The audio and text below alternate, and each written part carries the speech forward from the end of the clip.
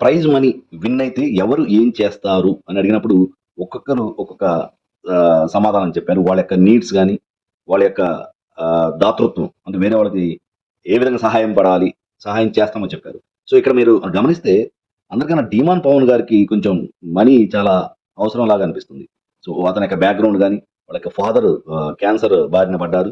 So, ఆయన ట్రీట్‌మెంట్‌కి చాలా డబ్బులు అవసరం ఉన్నాయని, so, at the same time ఒక ఇల్లు కూడా కట్టుకోవాలని ఉందని 'ధీమాన్ పవన్' గారు చెప్పడంతో కొంచెం ఆడియన్స్ చాలా ఫీల్ అయినట్టు అనిపించింది. అంటే ఓవరాల్‌గా compare to others so, 'Dhiman Pavan' గారి యొక్క బ్యాక్‌గ్రౌండ్ కొంచెం వీక్‌గా ఉంది. అట్ ది సేమ్ టైమ్ ఎక్కడ 'ధీమాన్ పవన్' గారు మాత్రం దాన్ని వాడుకోలేదు సింపతి కోసం. సింపతి కార్డ్ ప్లే చేయలేదు. సో, మధ్య మధ్యలో వచ్చేసి ఆహ్, ఆహ్, కొంతమంది వాడుకుంటారు. నాకేం లేదు. నాకు రెస్పాన్సిబిలిటీస్ ఉన్నాయి. ఈ రెస్పాన్సిబిలిటీసే అని చెప్పి సింపతి గెయిన్ చేయొచ్చు.